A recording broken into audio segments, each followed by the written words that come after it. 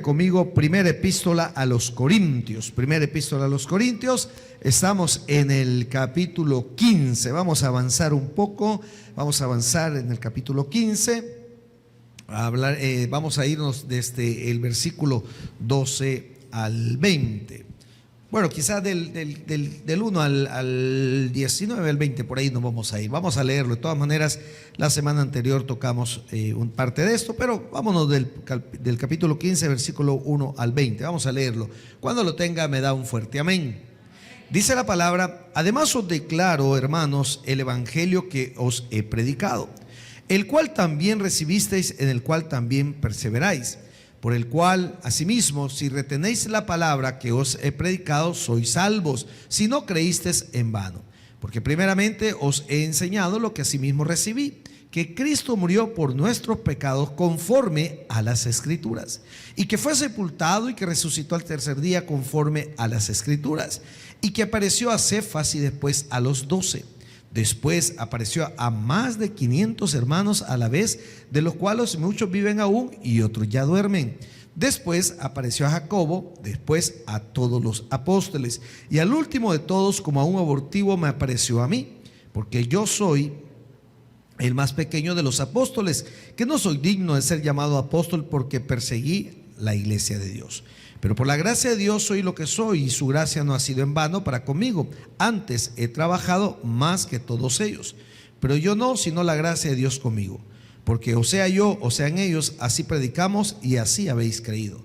Pero si se predica de Cristo, que resucitó de los muertos, ¿cómo dicen algunos entre vosotros que no hay resurrección de muertos? Porque si no hay resurrección de muertos, tampoco Cristo resucitó. Y si Cristo no resucitó, vana es entonces nuestra predicación, vana es también vuestra fe. Y si somos hallados falsos testigos de Dios, ¿por qué hemos testificado a Dios que Él resucitó a Cristo, al cual no resucitó, si en verdad los muertos no resucitan? Porque si los muertos no resucitan, tampoco Cristo resucitó. Y si Cristo no resucitó, vuestra fe es en vana, aún estáis en vuestros pecados. Entonces también los que durmieron en Cristo perecieron. Si en esta vida solamente esperamos en Cristo, somos los más dignos de conmiseración de todos los hombres.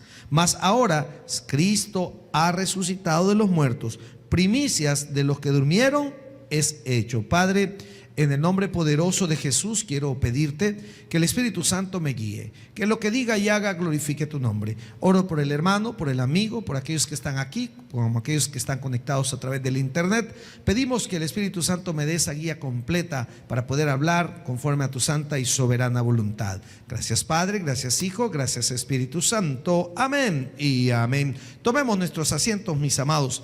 Amados, la semana anterior, terminando el capítulo 14, nos fuimos a un versículo un poquito controversial. Es un capítulo, un versículo donde habla que la mujer debe de callar dentro de la congregación. Explicamos dos aspectos. Bueno, el primero decíamos que este capítulo es un capítulo que Dios nos habla de orden. Habían muchos dones espirituales, pero estaban abusando. Había dentro de la reunión, como un culto como hoy, había mucho desorden. Se paraba uno a hablar, otro a hablar en lenguas, y eso generaba mucho desorden.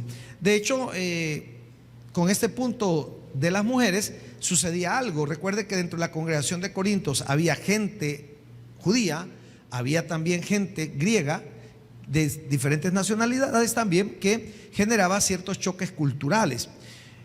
Y uno de esos era que cuando la gente judía, la gente griega, entraba a las iglesias y de repente miraba a una mujer estar profetizando y hablar, y dijimos que profetizar era anunciar las buenas nuevas, era decir la voluntad de Dios. Entonces, para el griego era como un poco chocante, era un aspecto cultural, era una costumbre que la mujer no tuviese participación en plenos.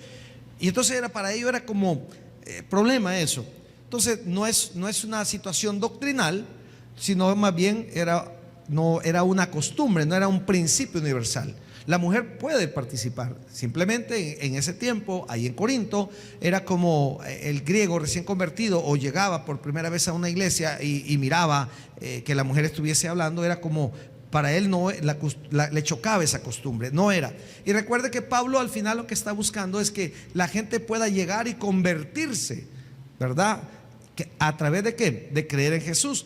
pero que hay ciertas cosas que en vez de atraer, desunen, en vez de unir, apartan. Entonces hablamos un poquito de eso.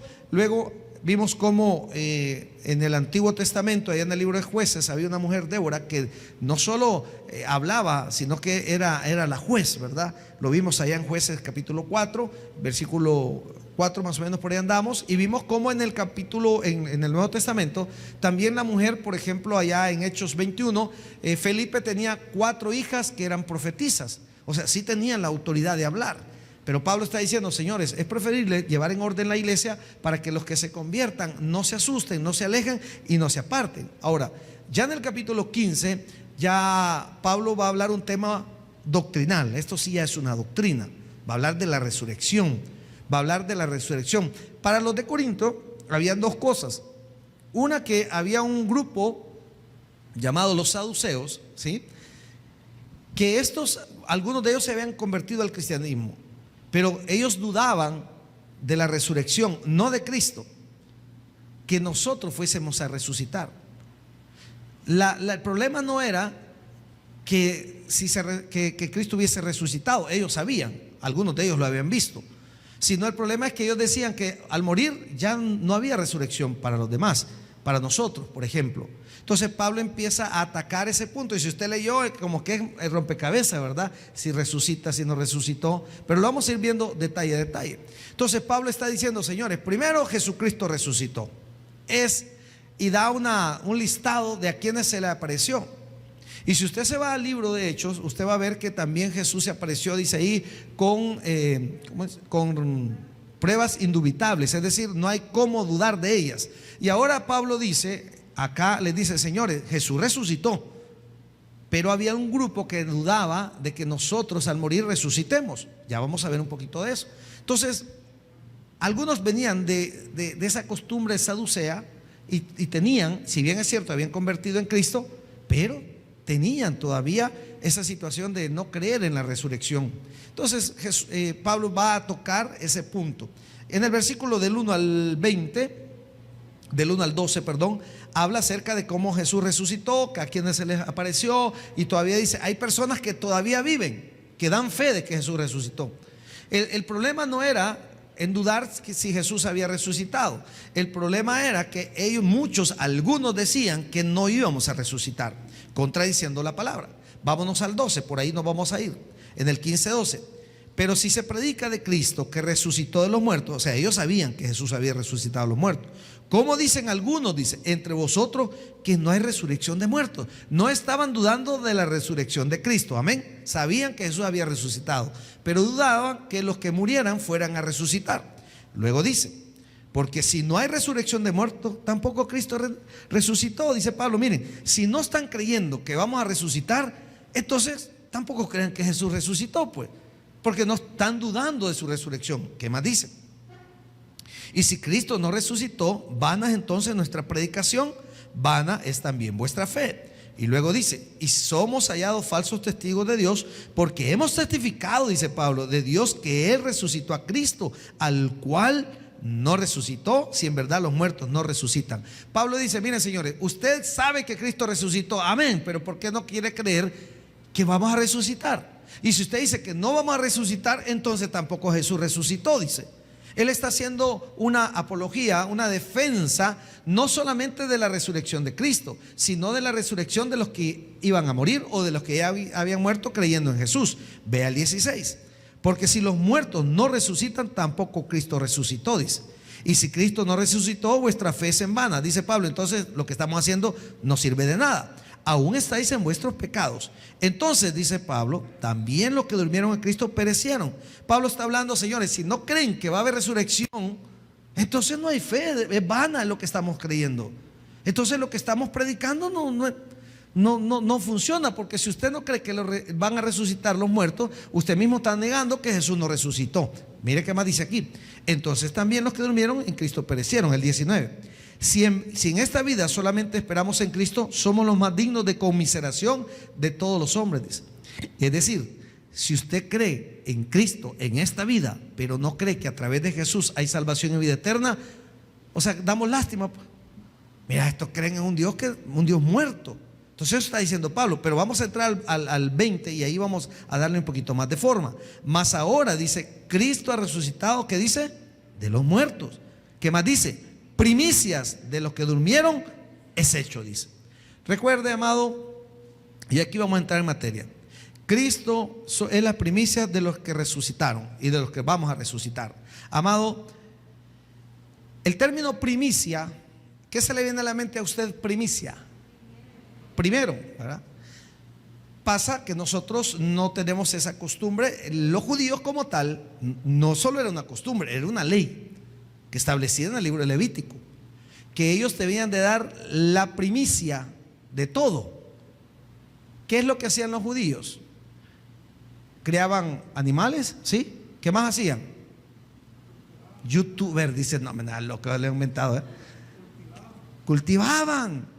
Entonces, para el judío, cuando dice que Cristo es la primicia, ¿por qué daban la primicia? Daban lo primero. ¿Lo primero de qué? De todo lo que hacían, de sus siembras. ¿Ya? Entonces, la primer cosecha que hacían, ¿la daban a qué? Se la dedicaban a Dios. Primero, porque era una ley. Segundo, o sea, Dios lo había establecido de esa manera. Era por agradecimiento de esa cosecha. ¿Qué se aseguraba el pueblo judío cuando él llevaba sus ofrendas, principalmente su primicia, de todo lo que cosechaba y de los animales al templo? ¿Qué se estaban garantizando? Tener una mejor y mayor cosecha. O sea, daban las primicias, lo mejor, lo primero de los frutos, todo iba para el templo, todo iba para Dios. Pero eso les garantizaba que después de eso iba a venir una mayor cosecha. No sé si me estoy dando a entender. Ahora, cuando la Biblia dice que Cristo es nuestra primicia, Jesús es el primero que resucitó a vida eterna. Ojo, en el Antiguo Testamento ya habían habido resurrecciones, ¿sí o no? ¿No hay cristianos ahora aquí? ¿Sí o no? Le doy algunos ejemplos. Por ejemplo, el hijo de la viuda de Sarepta, esa fue resucitado, pero volvió a morir. No podía ser una primicia para vida eterna, para resurrección. O sea, sí resucitó, pero llegó su vida, llegó su fecha de caducidad, siguió envejeciendo y murió. Eso lo puede leer en Reyes, segundo libro de Reyes. Ahí en el segundo libro de Reyes va a encontrar lo de los hijos de la Sulamita también, que también vio resurrección, pero era una resurrección temporal. También tenemos en el Nuevo Testamento a la hija de Jairo. ¿Quién la resucitó? Jesús. También tenemos el hijo de la viuda de Naín, que también fue resucitado. Y por supuesto el personaje más conocido que ustedes ya sabemos, Lázaro. ¿Sabe? Yo no sabía, buscando un poquito, estudiando tantas cosas a veces que hemos predicado. Lázaro, hay un efecto, usted lo puede buscar, efecto Lázaro. Búsquelo. Y es una situación de gente que aparentemente muere, lo dan le toca la golondrina, se murió, pero a los días o horas después vuelve a la vida. A eso le llaman efecto Lázaro. Ahora, en el Nuevo Testamento podemos ver en el Antiguo y en el Nuevo que hubieron resurrecciones, pero la Biblia me dice aquí en el 20, mas ahora Cristo ha resucitado a los muertos, primicias de los que durmieron es hecho. O sea, es el primero. ¿Por qué? Porque los que habían resucitado nunca lo habían hecho para vida eterna, nunca. Entonces, por eso la Biblia dice que Jesús es primicia de la resurrección. Sí hubieron otras resurrecciones, pero volvieron a morir. Jesús no. Entonces, esto garantiza. ¿Y por qué la palabra primicia? Porque cuando el judío llevaba y daba su primicia, se estaba garantizando que iban a haber mucha más cosecha. Entonces, cuando Jesús dice que es la primicia, después de eso vendrán otras resurrecciones, vendremos a resucitar. Veamos un poquito de eso. Debemos de entender que en Adán, hermanos, todos mueren, y en Cristo todos vivimos. Porque Adán fue concebido de modo tal que no iba a haber muerte, ¿sí o no? ¿Se acuerda? ¿Sí o no? Iba a estar en un estado por la eternidad de bendición. ¿Qué le dijo el Señor? Juzguen la tierra, llénenla de hijos. Nada más. Iban a estar chévere por la eternidad. Pero por él, la desobediencia, entró el pecado. Entonces, amado, en Adán todos mueren, en Cristo todos viven. Miren lo que dice el 21. Por cuanto la muerte entró, ¿por qué, hermano? Por un hombre. Cuando habla hombre, habla de humanidad, de Adán y de Eva. También por un hombre, la resurrección de los muertos. Ojo, Romanos 5:12, no pierde esta cita. Romanos 5:12. Romanos 5:12. Vea lo que dice Pablo. Recuerde que Pablo también es escritor de Romanos. La palabra de Dios se complementa. La palabra de Dios ¿cómo es? O sea, no equivoca, inerrante. Dice el 5:12. Por tanto, dice, de Romanos, ¿lo tiene? Como el pecado entró en el mundo por un hombre, y por el pecado la muerte, así la muerte pasó a todos los hombres, por cuanto todos, interesante, ¿verdad? Por Adán todos estamos condenados a morir, pero por Cristo hay resurrección. Ojo, amén. Por eso dije que en Adán todos mueren, todos morimos. Por Adán todos morimos, pero en Cristo todos somos vivificados, todos tenemos vida eterna. Ahora, ¿qué dice Romano? Por tanto, dice, como el pecado entra en el mundo por un hombre, es decir, por Adán, y por el pecado la muerte, así la muerte pasó a todos los hombres, por cuanto todos pecaron. Ahora, si usted lee el 17, ahí en Romanos 5:17, pues si por la transgresión de un solo reinó la muerte, muchos más reinarán en vida por uno solo, que dice Jesucristo, los que reciben la abundancia de la gracia y el don de la justicia. Es decir, Él por medio de la gracia nos justifica. ¿Qué es la gracia? Es un regalo inmerecido. Es decir, que usted y yo somos salvos, y aquí es donde usted debe de amarrar ese conocimiento de su salvación.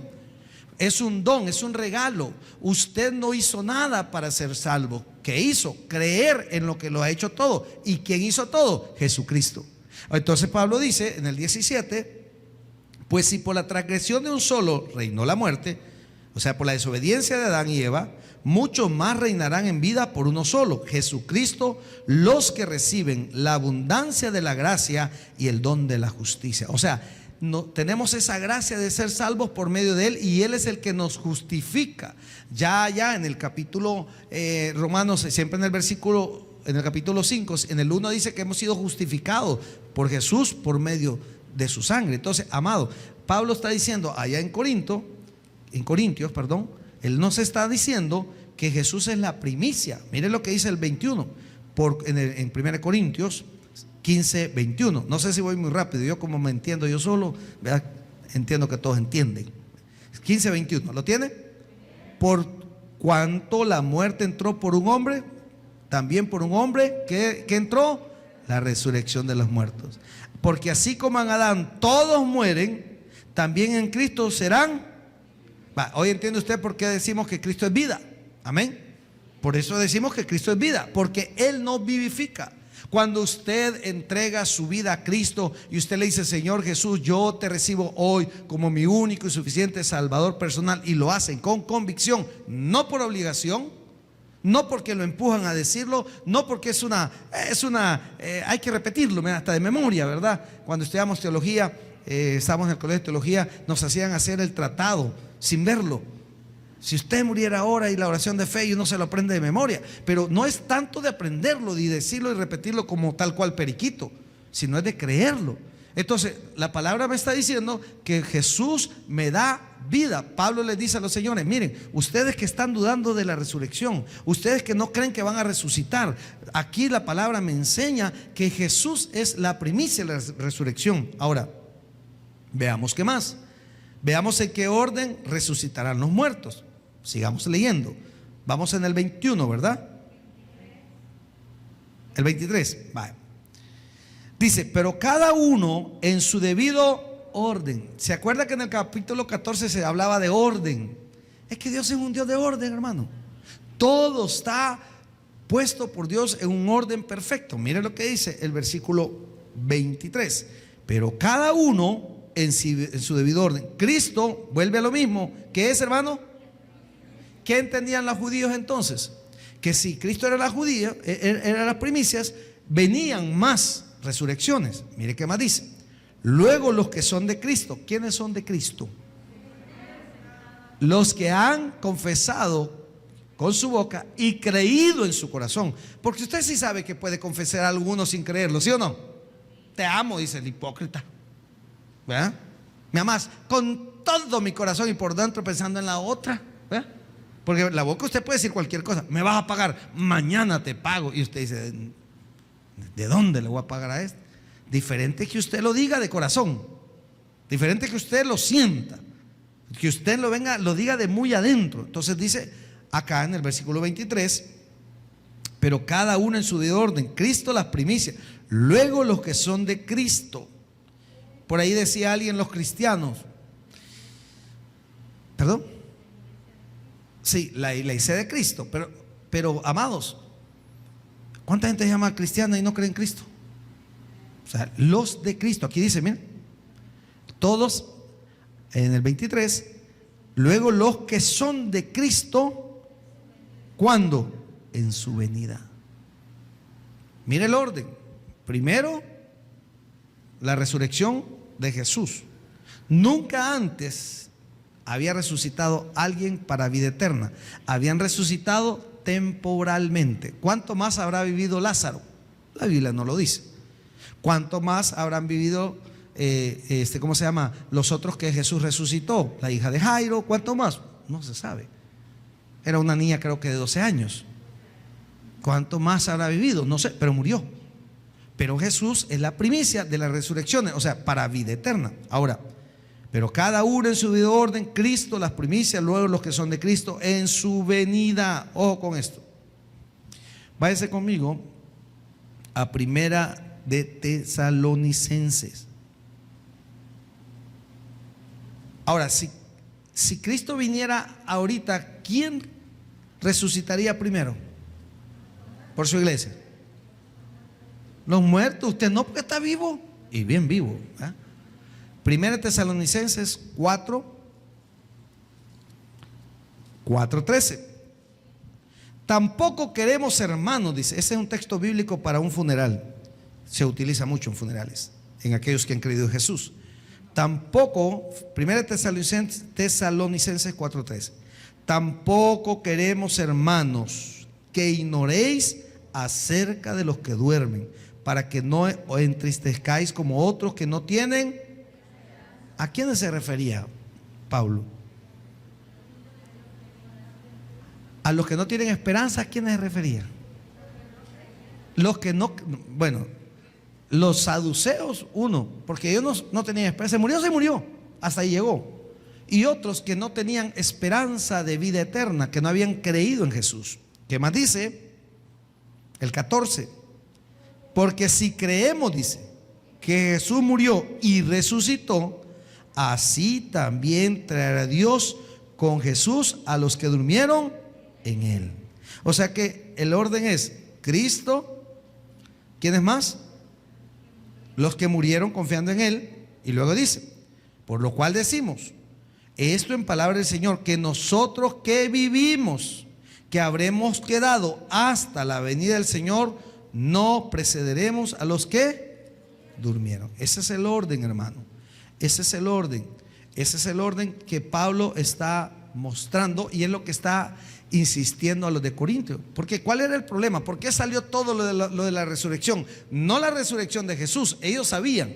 Es más, Pablo dice, nosotros somos testigos y decimos, sí, yo vi a Jesús, se apareció ante 500 personas, se apareció a los apóstoles, se le apareció a un montón de gente, pero no están creyendo en que sus hermanos van a resucitar, que ustedes al morir van a resucitar. No están creyendo en eso. Entonces Pablo está atacando ese punto que es una doctrina, porque todo aquel que cree en Cristo sabe que va a resucitar. Amén, hermanos. Sabe que tiene que resucitar. Ahora, esto lo habla en Tesalonicenses, el mismo Pablo nos enseña y les dice a los de Corintios, señores, los que durmieron en él van a resucitar primero, y los que estemos, dice Pablo, porque Pablo tenía la esperanza de no morir y ver la venida del Señor. Amado, ¿cuántas veces hemos anhelado la venida del Señor? Es poco a veces, ¿verdad? A veces uno, pero Pablo anhelaba, él decía, yo quiero ver cuando Cristo venga por su iglesia, cuando Cristo resucita a los que creyeron en Él, a los que murieron confiando en Él, a los que pusieron su fe, aquellos que murieron en el Antiguo Testamento creyendo en un Mesías que habría de venir y no lo vieron venir. Pablo y los demás vieron a Jesús, vieron a su Mesías y creyeron en Él. Entonces Pablo dice, los que ahí hemos quedado, dice Pablo, mire qué alegría sería estar en este momento y que Cristo viniese por su iglesia. Sería algo tremendo y no es malo desearlo. De hecho, la Biblia dice que hay bendición para los que desean, hay corona para los que desean su venida. Debemos de orar por la venida de Cristo y no solo orar, actuar para que más personas que no conocen a Cristo le abran su corazón. Ahora, vámonos a Corintios nuevamente para seguir atacando el problema que tenían ahí en Corintios. Acuérdense que Pablo está escribiéndole a la iglesia este tipo de situaciones que se están dando. El 24 dice: luego el fin, cuando entregue el reino al Dios y Padre, cuando haya suprimido todo dominio, toda autoridad y potencia. Porque preciso es, dice, que Él reine hasta que haya puesto a todos sus enemigos debajo, y el postrer enemigo que será destruido es la muerte. Vámonos a Daniel capítulo 12, hermano. Vámonos a Daniel capítulo 12. Libro de Daniel, no pierda la cita, capítulo 12, versículo 2.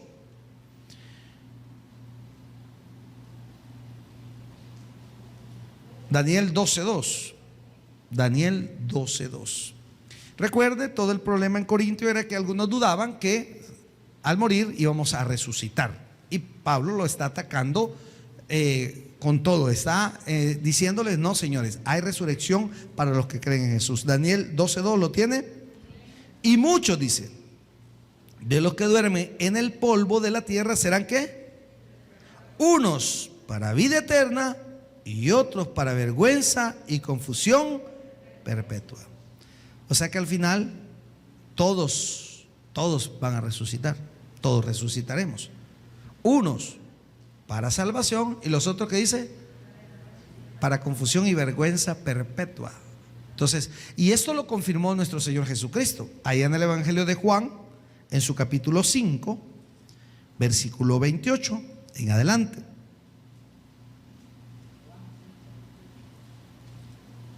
No os maravilléis, dice Juan 5, 28. Búsquelo, por favor. No os maravilléis de esto, porque vendrá hora cuando todos los que están en los sepulcros oirán su voz, dice. Y los que hicieron lo bueno saldrán a resurrección de vida, mas los que hicieron lo malo a resurrección de condenación. Él está reafirmando lo que Daniel ya había anunciado allá en el Antiguo Testamento. Entonces, viendo esto, Pablo está dando textos bíblicos, Pablo está dando una doctrina donde él enseña que va a haber resurrección. ¿Cuántos saben que va a haber resurrección, hermano? Ay, por aquellos que dicen: mira, si después de muerto ya no hay nada. ¿Cuánta gente? Todavía hay gente de esa manera.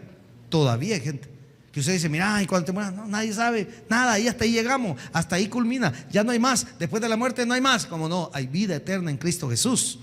Y es lo que los de Corinto estaban enfrentando.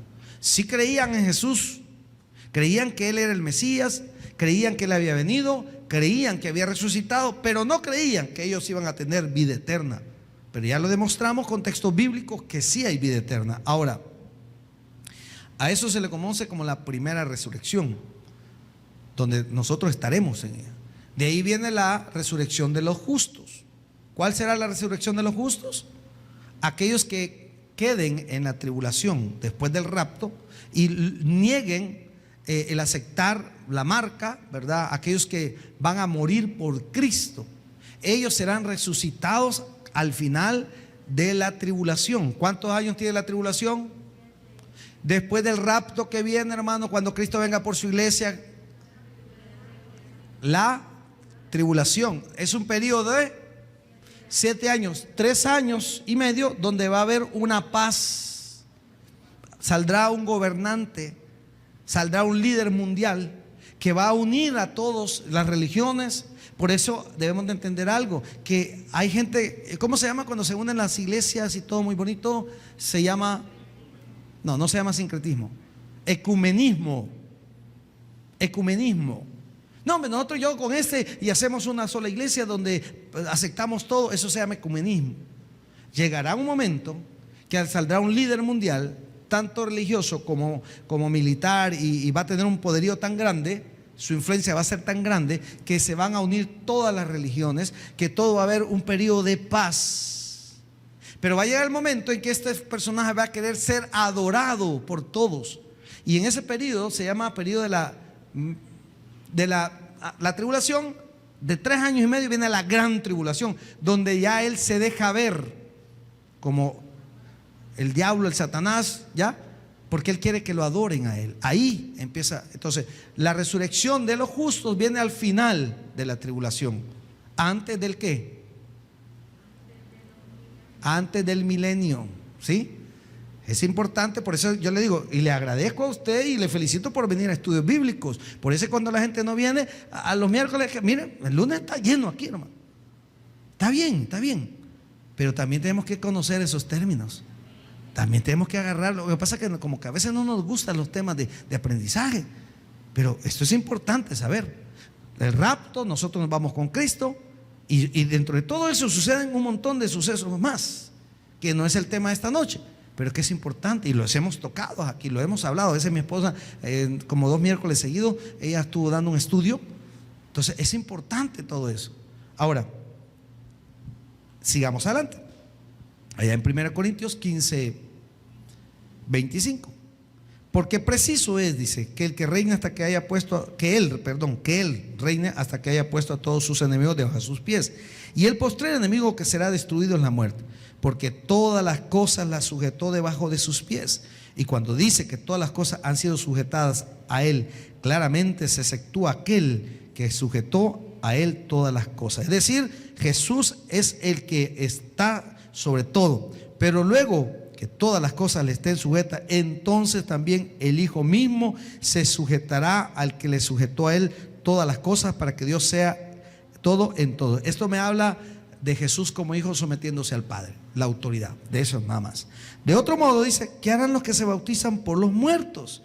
Si en ninguna manera los muertos resucitarán, pues ¿por qué se bautizan por los muertos? Y ese es un tema interesante que lo vamos a estudiar la próxima semana de una manera más al detalle. Hoy quiero dejarle bien claro cuál era el problema en sí de Corinto. ¿Cuál era el mayor problema? El dudar que al morir se resucitaría.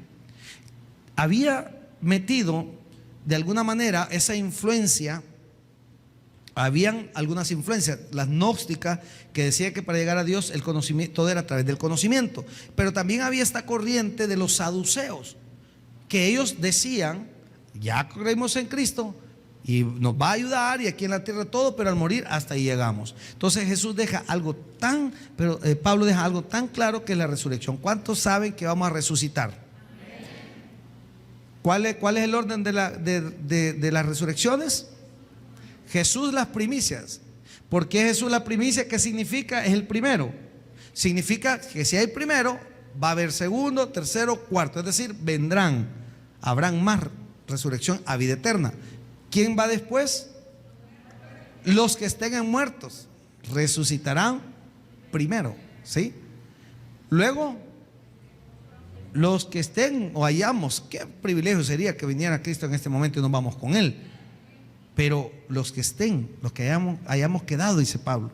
O sea, si usted y yo morimos, pues nosotros tenemos la certeza que nos iremos con Cristo. Ahora, alguien me dijo, entonces ¿cómo es que dice que están en el cielo con Dios? Porque Dios vive en un estado de tiempo absoluto, ¿sí?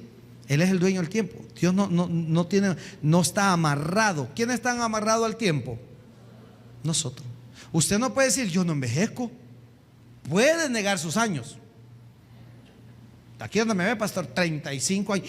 De veras, no parece que sean 35, casi parece de 60. ¿Ve? Usted lo puede negar, pero el tiempo nos pasa factura, ¿sí o no? Por más cirugías, hoy mi esposa me estaba enseñando de unos artistas, pura cirugía plástica, hermano, que si hay calor se derrite, ¿ve? Tanto plástico. Pues no lo podemos negar. Dios no. Dios está en un estado perfecto. Entonces lo que nosotros estamos esperando verlo, Él ya lo vio. Por eso es Dios. Ahora, no me pida que le explique cómo es, porque Él es Dios. Y lo único que yo le puedo tratar de enseñar y explicar es lo que Dios revela y deja escrito en la Biblia.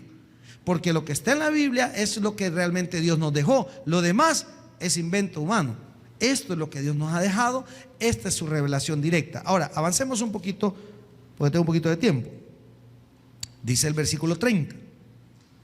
¿Y por qué nosotros peligramos a toda hora? Os aseguro, hermanos, dice, por la gloria que de vosotros tengo en nuestro Señor Jesucristo, que cada día muero. Si como hombre batallé en Éfeso contra fieras, ¿qué me aprovecha? Si los muertos no resucitan, comamos y bebamos porque mañana moriremos, dice Pablo. Dice Pablo, señores, y yo me pongo en peligro defendiendo la doctrina.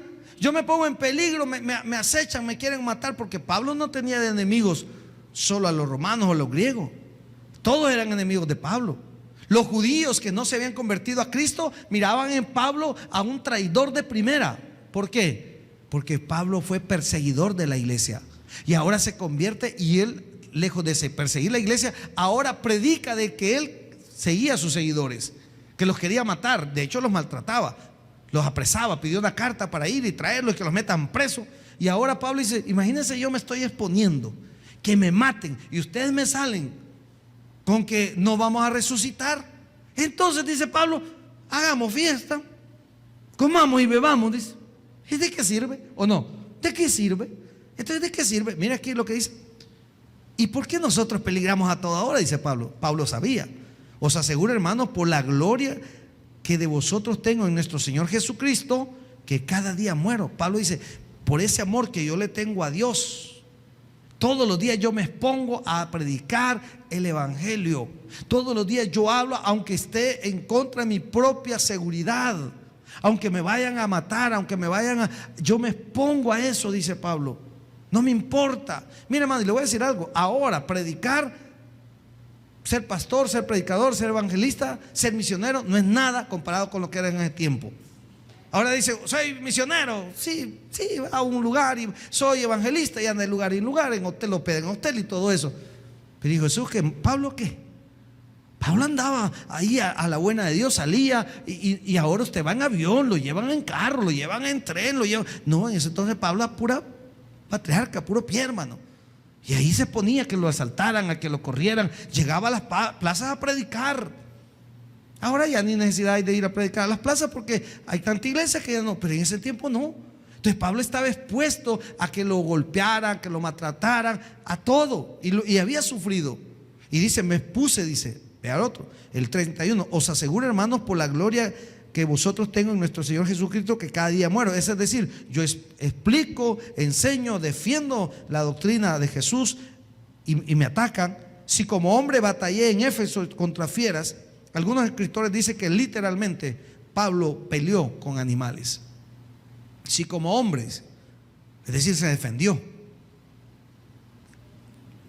¿Cuáles eran los peligros que existían? ¿Qué tipo de fieras eran?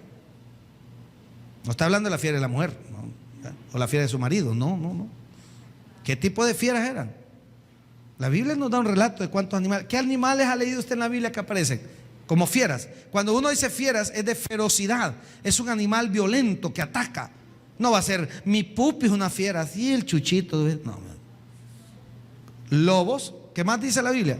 Chacales, osos, ¿sí? ¿Qué más? Leones. ¿Sí? ¿Leones o no? Claro.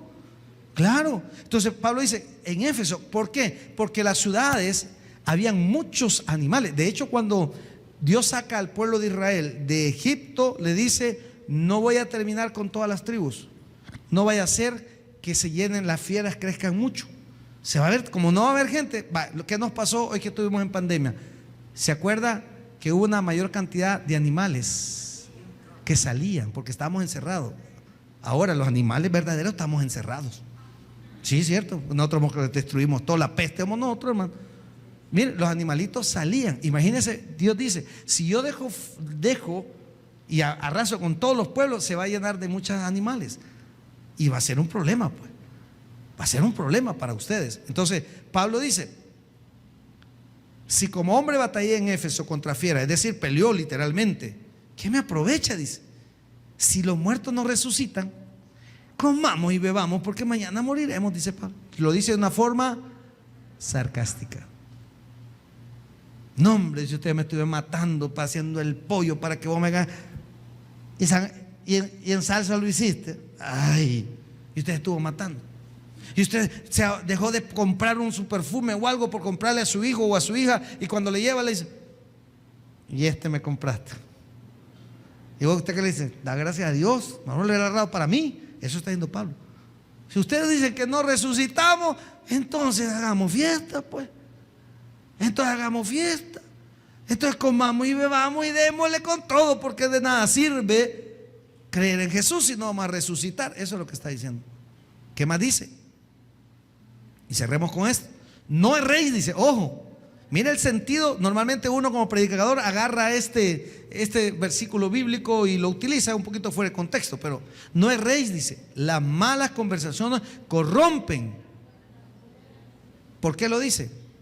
Que no se dejaran guiar, platicaran con aquellos que decían, pero es que no hay resurrección, que no hay resurrección.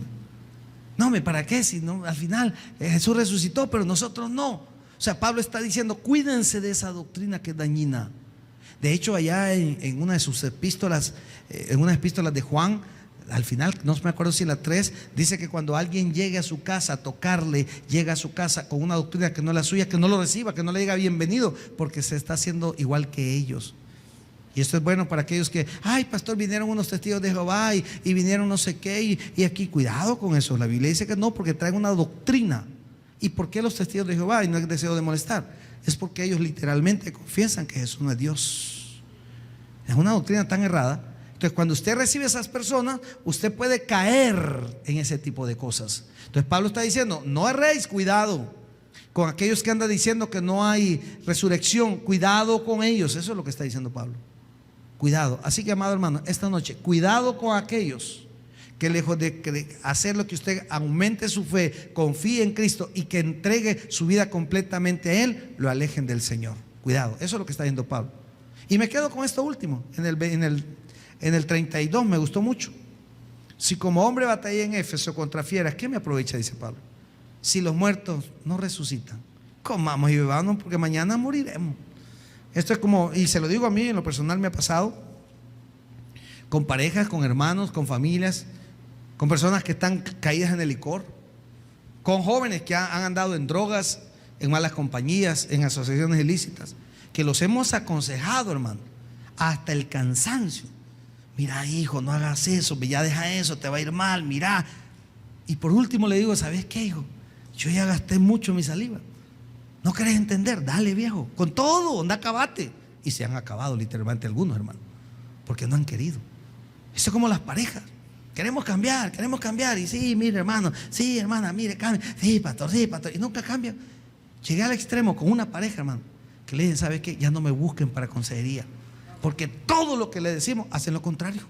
Todo, hermano. Mire, hermano, sí, pastor, salían andando. Ya no se pescoceaban. Mira, no, entonces, al final yo le digo, mira, ustedes me vienen a tener media hora, 40 minutos, una hora aquí, para que yo les repita lo que ya saben, para que y lo hagan, denle con todo. Es que nos queremos separar. Ah, pues sepárense, pues. No es que yo esté dando mi consentimiento. Es que al final, si no quieren entender, y eso decía Pablo, si no entienden que hay resurrección, entonces démosle, pues. Démosle. Entonces, amado, cuidado con eso.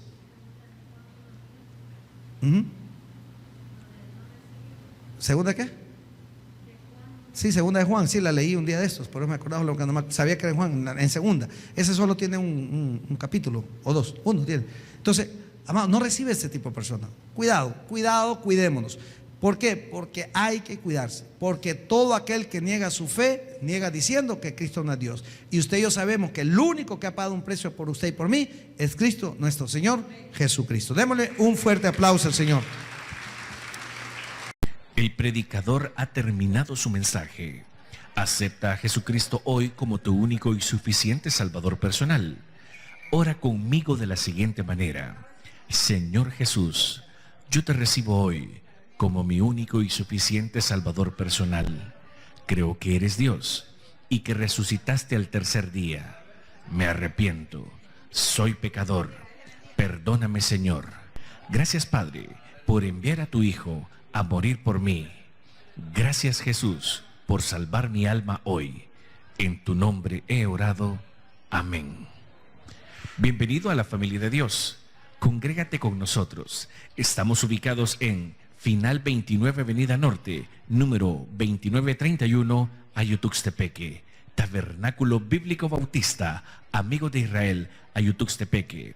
A cualquier situación, Jesús es la solución.